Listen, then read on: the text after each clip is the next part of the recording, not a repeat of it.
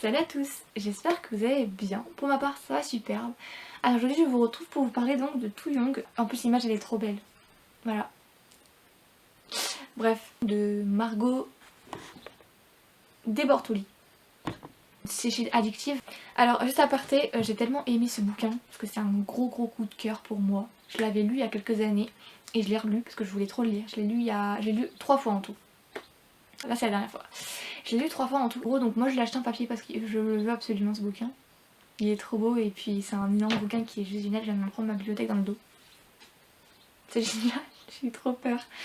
Donc voilà, bref, alors aparté. Donc toutes les informations concernant le livre seront en barre d'infos, ne vous en faites pas. Aussi il y a un bonus concernant ce bouquin qui est concernant Tobias. Et puis je vous ferai soit par écrit, soit en barre d'infos, soit sur l'écran, enfin après la vidéo. Vous mettre un peu un résumé de ce que je pense et de ce que ça raconte. Parce que c'est un peu le même principe que c'est juste le point de vue de Tobias en fait. Alors, pour vous expliquer dès le départ, en fait on va rencontrer Mia, donc en fait on va avoir des flashbacks de sa vie. Du fait qu'elle était babysitter pour les Miller, donc la famille Miller en fait, donc la famille de Tobias.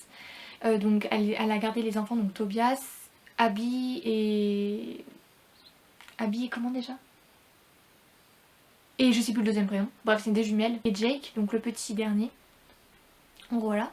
Et en fait, on va voir qu'elle était babysitter pendant plusieurs années. On a vu ce qui s'est passé avec Tobias quand il était petit, qu'elle le gardait, ce qui s'est passé, etc.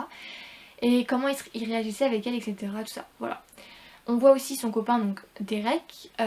Donc c'était son petit copain quand elle était au lycée et ça allait rester. Voilà. Et en fait, on va vraiment voir au fur et à mesure les flashbacks des différents, donc 20 je crois, 12, entre 10 et 20 ans, je sais plus exactement. Bref, en tout cas, voilà. On va voir les différents flashbacks jusqu'à arriver au moment où on voit Mia. Donc on rencontre Mia, qui est vraiment, on la rencontre au présent, qui rentre du boulot. Donc elle habite à New York dans un appartement avec son copain Derek, voilà, donc son compagnon Derek. Et en fait elle va rentrer et en fait ce qu'il y a c'est qu'elle va avoir une nouvelle totalement inattendue de Derek, qui en fait la largue. Voilà, il va la quitter parce que il s'est rendu compte en fait, parce que leur couple parfois n'allait pas trop bien, donc ils sont partis voir un psychiatre. Et en fait il s'est rendu compte qu'il était homosexuel, donc il a vu qu'il était attiré par les hommes. Et en gros ce qui se passe c'est que Mia elle s'y attendait pas à trop cette annonce, voilà. Et en fait ce qui se passe c'est que déjà elle se fait quitter par son copain, donc Derek, qui sont restés quand même vachement longtemps ensemble. Donc il se rend compte qu'il est plus attiré par les hommes, donc il la quitte. À côté de ça, elle va perdre son boulot donc qu'elle a à New York parce qu'il y a eu quelque chose qui s'est passé avec un client, une agression. Donc elle va perdre son boulot. Et ensuite de ça, vu qu'elle peut plus payer l'appartement, vu qu'elle a plus de boulot et vu qu'ils étaient à deux dans l'appart, et elle peut plus payer, donc elle retourne dans sa ville natale. Et en fait ce qui se passe c'est qu'on va voir par la suite que les Miller, donc la famille des Miller, donc la famille de Tobias, va demander, donc la maman, enfin le père justement, Jonas, va demander à Mia si c'est possible d'aller chercher son fils, donc le fils de Jonas, à la gare parce qu'il est rentré je crois des études ou je sais plus trop quoi, un truc de musique, des études je crois. Et en fait ils ont pas envie que leur fils refasse encore un trajet en taxi et préfèrent avoir une personne de confiance qui va le chercher. Donc elle et Calista, donc Calista qui est la meilleure amie de Mia, complètement barge mais sa meilleure amie quand même. Et donc en gros toutes les deux vont aller chercher Tobias à la gare. À partir de là, ça part en cacahuète. Déjà par rapport à Calista mais surtout pas aussi après par rapport à Mia. En gros on va voir que Tobias a pas mal changé physiquement parlant. Et on va voir les deux qui sont en mode ah oui quand même effectivement c'est en mode il y a de la baffe qui coule. Et t'as Calista qui elle, c'est Calista, mais les pieds dans le plat tout le temps, hein. Voilà, donc elle va très clairement dire que il est chaud cacao quoi, vraiment elle veut le croquer quoi. Non mais elle c'est vraiment elle franchement c'est une chasseuse d'hommes elle vraiment. Punaise. Bref. Et en gros on va voir la relation entre tous les deux, ce qui va se passer etc. Parce qu'on sait que Tobias a toujours été amoureux de Mia. Et Mia va voir le regard qui va changer sur Tobias. Et le truc c'est qu'en fait vu qu'ils sont tous les deux dans la même ville, mais surtout les familles sont voisines, et surtout qu'en fait Mia c'était la babysitter de Tobias et des petites soeurs du petit frère quoi, elle les a gardées. Donc en fait elle ne peut pas se dire qu'elle est attirée par le garçon qu'elle a gardé quand ils étaient petits. C'est invraisemblable, c'est pas possible, il y a un truc qui va pas, je suis pas possible, je suis folle, c'est pas normal. Et en fait ce qui se passe c'est que ben plus on va avancer et plus Calista va tout faire pour faire tomber Mia dans les bras de Tobias. Parce que bah, Mia est attirée par Tobias, ça on le voit. Et Tobias a toujours été amoureux de Mia. Donc en fait, Calista va tout faire pour les réunir. Cupidon, ouais. Et il faut savoir qu'à un moment donné, Calista et Mia étaient censés partir au Burning Man, je vais réussir à le dire. Donc c'est un festival de une semaine en fait si vous voulez où tout est permis en gros, vous faites ce que vous voulez, vraiment vous profitez à fond, c'est de la fête, de la fête, de la fête pendant 7 jours. Et en fait, à la fin, tu as le Burning Man, donc une statue qui est brûlée pour signifier la fin du festival. Et ensuite, tu as une sorte de temple, je sais pas trop quoi, qui est brûlé pour vraiment signifier vraiment la fin du festival. En gros. Et en fait, ce qui se passe, c'est qu'on va voir que Calista va refiler ses places à Tobias. Parce que Tobias va partir avec Mia. Et en fait, on va voir que vu que Mia est avec, donc dans la ville, vu que elle était en couple avec Derek qui s'est au final rendu compte qu'il était homosexuel, pour tout le monde c'est elle qui l'a fait changer de bord. Alors qu'on ne change pas quelqu'un de bord, c'est juste que la personne se rend compte qu'elle préfère peut-être le sexe opposé ou le sexe... ou le même sexe. En fait, il n'y a pas de je suis devenue, en fait, je suis pas devenue. Juste me suis rendu compte que, en fait, si t'es LGBT, si tu es lesbienne, gay ou bref, la communauté LGBT, c'est pas tu deviens gay ou lesbienne ou que ce que tu veux. Tu t'en rends compte en fait. Et ça les gens ont du mal à comprendre. Donc pour tout le monde c'est Mia qui a fait changer de bord Derek. Alors en fait c'est juste Derek qui s'est rendu compte que il était homosexuel. C'est tout. Bref, en fait leur couple à tous les deux n'allait pas très bien dès le départ. Enfin, à un moment donné ça allait plus trop bien donc en fait ils ont vu un psychiatre. Et c'est à ce moment-là que Derek a compris s'est rendu compte qu'il préférait les hommes. Voilà. Et en fait, on va voir vraiment leur relation à Mia et Tobias. Quand déjà, avant le Burning Man, en fait, on va voir comment ça se passe. Et vu qu'il y a leur famille respective, Mia, avec le regard des autres, c'est pas possible. Voilà. Et ce qui se passe, c'est qu'en fait, on va voir leur relation au fur et à mesure. Comment ça va se passer entre les deux. Leur attirance, on va vraiment voir leur attirance mutuelle. Mais vu que Mia a beaucoup peur des regards des autres, de ce qu'ils peuvent penser, etc., surtout par rapport à son ex, qui est au final homosexuel, et puis maintenant qu'elle est attirée par un jeune, voilà, elle a pas envie de faire de tort à ses parents. Parce que ses parents c'est un peu compliqué pour leur mettre sexe. Et en gros, ce qui se passe, c'est qu'elle va se sacrifier beaucoup pour ses parents. Parce qu'elle a pas envie que ses parents perdent des clients dans leur magasin, etc. Donc en fait, elle va beaucoup se sacrifier. Et en fait, donc Calista va va donner ou vendre, je sais plus, je crois qu'elle va le donner. Elle va donner ses billets à Tobias pour qu'il parte avec elle au Burning Man. Et en gros, grâce à ce festival, leur relation va évoluer. Et c'est ce qui se passe, c'est qu'en fait, on va vraiment voir leur relation au fur et à mesure du livre, grâce à ce festival, évoluer, etc. Mais le truc, c'est qu'en fait, elle a extrêmement peur du regard des autres. C'est le regard des autres qui bloque tout. Vraiment.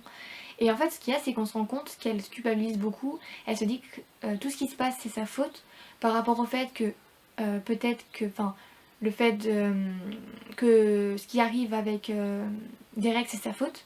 Bon, peut-être pas qu'il soit devenu homosexuel à cause de moi, mais même si elle se remet quand même pas mal en question à un moment donné, elle se dit que c'est sa faute. Donc, une fois, elle culpabilise. Ensuite, à cause de ça, ses parents ont perdu des clients, donc elle culpabilise encore plus à cause du fait que Derek soit homosexuel, donc sa famille en pâtit. Ensuite de ça, sa copine Calista, il va lui arriver un truc pendant le livre, elle va dire que c'est sa faute aussi. Tobias, il va se passer quelque chose avec sa famille, elle va dire que c'est sa faute aussi. En fait, tout ce qui se passe dans son entourage avec elle, dans ses amis ou ces personnes qui sont dans son entourage, elle va toujours dire que c'est sa faute qu'il est arrivé quelque chose à cause d'elle en fait. Sauf que non, c'est pas ça. Et on va se rendre compte pourquoi elle pense ça en fait. Morgan, donc le compagnon de Derek, donc le psychiatre qui était censé aider le couple de Mia et Derek justement, va vraiment nous aider à comprendre ce qui se passe avec Mia. Et c'est plus logique ce qui se passe. Ce qu'il nous raconte, c'est plus logique. Et en fait, on va vraiment se rendre compte de ce qui se passe avec Mia. On va voir la relation avec Tobias, en fait, qui se passe entre les deux, qui se lâche plus, mais en même temps, à cause de ce qui s'est passé avec Calista, ça part en cacahuète, vraiment. Et tous les sujets abordés à l'intérieur aussi, j'ai beaucoup aimé le fait que on mette en avant aussi le fait que l'homosexualité, tout simplement, tout ce qui est homosexualité, la différence d'âge, qu'une femme peut être beaucoup plus vieille qu'un homme pour sortir avec lui, c'est obligatoirement l'homme qui est obligé d'être plus vieux. Donc une femme peut être plus vieille ou plus grande que le garçon, comme le garçon peut être plus vieux et plus grand que la fille, ce n'est pas un problème. Il n'y a pas d'âge pour l'amour, en fait. Même si vous êtes un garçon et que vous aimez les garçons, que vous êtes une fille, que vous aimez les filles, c'est votre vie. Ça ne concerne personne. C'est tout, en fait. Il n'y a pas de... Y a pas de oui, t'es un garçon, tu dois aimer les filles, ou t'es une fille, tu dois aimer un garçon. Non, en fait. T'es une fille, t'aimes une fille, t'aimes une fille, c'est tout. Tu vas pas te changer, je sais pas quoi. Non, en fait. Comme un garçon, c'est pareil. Si t'aimes un garçon et que t'es un garçon, bah aime le garçon, vas-y. Fais ta vie. C'est ta vie, c'est pas la nôtre. C'est comme si je vous disais, par exemple, on va voir peut-être la team ketchup, la team mayonnaise. Oui, je prends l'exemple de sauce, mais bref. Ketchup, mayonnaise. Si quelqu'un dit ouais j'aime pas la mayonnaise, je préfère le ketchup, tu vas pas te dire oh mon dieu t'aimes pas la mayonnaise, c'est pas possible, tu dois aimer la mayonnaise. Bah non, j'aime pas la mayonnaise, j'aime pas la mayonnaise, tu vas pas m'obliger à manger de la mayonnaise si j'aime pas, je préfère le ketchup. C'est pareil, tu vas pas obliger quelqu'un à aimer une fille si elle aime un garçon. Si la personne aime un garçon en tant qu'homme, il préfère les hommes, tu vas pas l'obliger à aimer une fille. Il préfère les garçons, les hommes, c'est plus logique, donc tu peux pas le forcer à aimer la mayonnaise. C'est pareil. Oui, comment on dit ça? Je compare une sauce mayonnaise et une sauce ketchup à une relation en fait. Parce que beaucoup de personnes ne comprennent pas que chaque personne est différente. Personne A peut aimer, ça peut être, la personne A peut être un homme et très bien aimer les hommes, comme les filles, comme ce qu'il veut. Une femme pareil. C'est pas obligatoirement tout le monde est pareil en fait. Chaque personne a ses attirances, a ses préférences, tout simplement. Voilà. Et ce livre, ce que j'ai bien aimé, c'est que ça montre que les femmes peuvent être plus vieilles que les hommes, même si elles peuvent sortir avec quoi. Elles peuvent faire leur vie avec un homme plus jeune, c'est pas grave. C'est tout ce qu'il y a, c'est juste de l'amour. Voilà. Bref, c'est ça que c'est un énorme coup de cœur parce que je vois que Mia est beaucoup plus vieille, donc lui il a 22, Tobias, et elle a 30 ans, il y a 8 ans d'écart. Et vu qu'elle est plus vieille, elle se dit que le regard des autres va bloquer leur relation parce qu'elle peut pas sortir avec un plus jeune, c'est pas possible.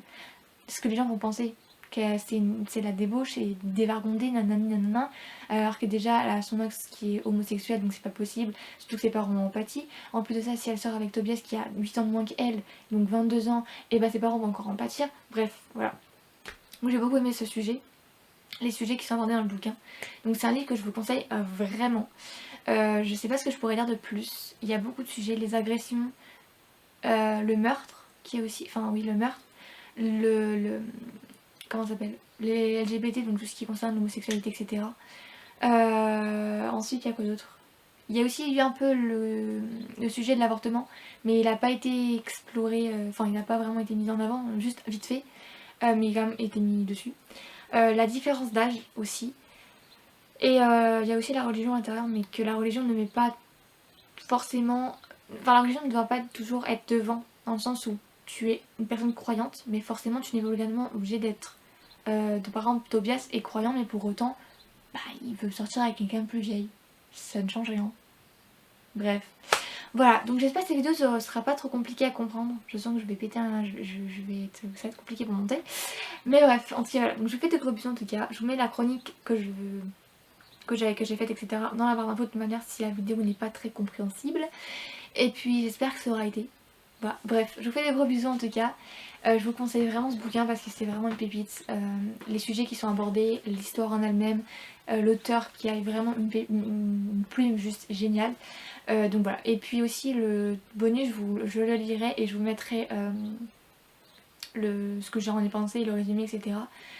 Soit je pense à la fin, soit dans la barre d'infos, je sais pas, je verrai. Bref, j'arrête de blablater pour rien dire, et puis je vous laisse et je vous fais de gros bisous. Et je vous dis à la prochaine. Salut, à bientôt.